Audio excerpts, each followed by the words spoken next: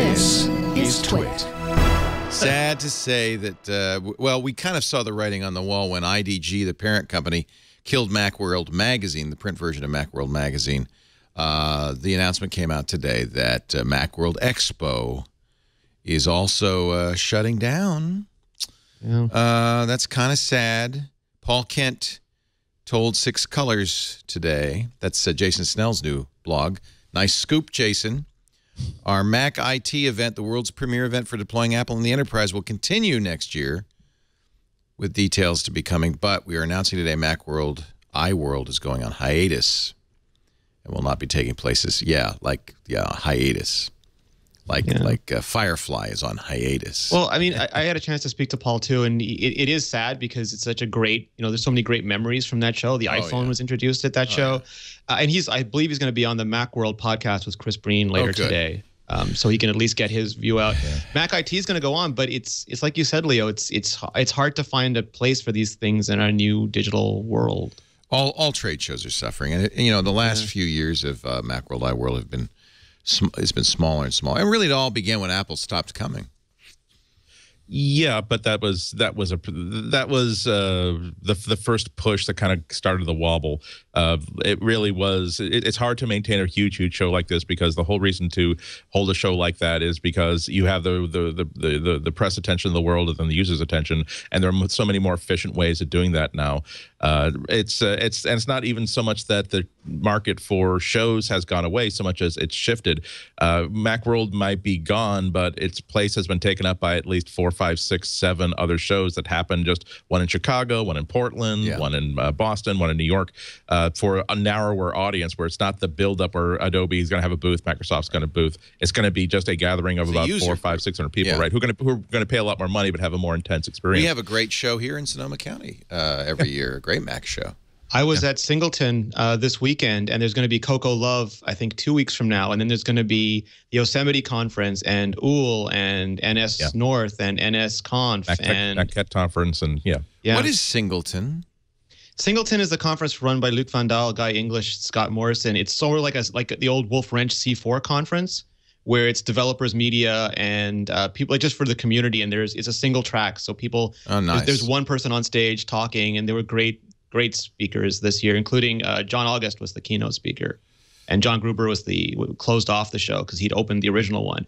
This was the last year for Singleton, which is interesting because C4 lasted 4 years, Singleton has lasted 4 years, but they're birthing up all these new shows. Like Coco Love is going to have their first show in a couple of weeks, and OOL is doing fantastic stuff in Ireland, and there was one in Warsaw that they were talking about. And it seems like maybe you can't get everyone to San Francisco anymore once a year, but you can bring shows to people all over the world. Well, and that's what Paul Kent was trying to do with Macworld, is make it a user show. But that's not big enough probably for IDG. They want it to be the Mac show, and obviously not one of many, and that's really what it has become.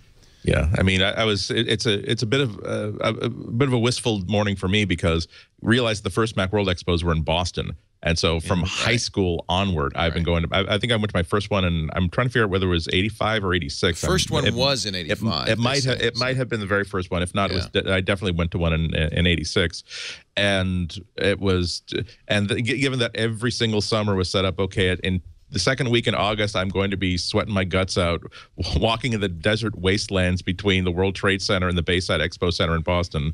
This is before Boston had any really good convention space. They had to split up between 2 different places. And everyone I know is coming, and I'm going to be meeting everyone I know, and it's going to be up for 20-hour days for 4 or 5 days a week, and boy, is it going to be great. And so I stopped going to iWorld, the expo, about 2 or 3 years ago, but it's sort of like the playground set and the school you used to go to. You don't want to go on the swings anymore, but you're glad that they were still there. So yeah.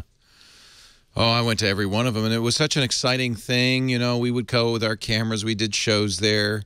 But even before then, I remember so well, the excitement of going to Macworld Expo. And it would tie up San Francisco downtown for days, 4 days. There'd be gridlock around the Moscone Center. I don't know, what was its biggest, at its peak? Here's an article from the San Francisco Chronicle from the 2007 Macworld. They said 40,000 enthusiasts. Yeah, strained traffic and parking. Right? Is that probably the biggest one? Yeah, the iPhone event. That was the iPhone event, yeah. Yeah. I met you and Andy for the first time at Macworld, and so many other people. So many other people. Absolutely. Yeah. Well, because that's one thing that we're missing. I mean, Singleton is great, UL is great. These regional shows are great, but it's nice to have. WWDC is the only opportunity that we have where there's a chance that everybody all over the world who has an interest in Apple is going to be converging in the same coordinates at the same date, spatial coordinates as well. So yeah, you get those wonderful opportunities to meet someone you would not have met otherwise, and that's what really year after year kept me going back to Macworld Expo. Not only the keynote, but the idea that I have no idea who I'm going to see. I have no idea what I'm going to discover there. But I know that lots of stuff is going to be happening there. And since the dissipation of the world's focus on one event a year, it became just not a good payoff for any of these companies. And as somebody in the chat room is pointing out, Dave Z, Apple gets more traffic every day at an Apple store than any Macworld, yeah. right? And CES started doing the big pavilion with all the accessory vendors, which was before CES, and they didn't want to do both, and it was just. Well, and accessories, I mean, that's not a very interesting reason to go to a trade show to see. No, but they paid for a lot of booths. Oh, and yeah. fund the show. Yeah, it was money there. Anyway, sad to see. We will miss you.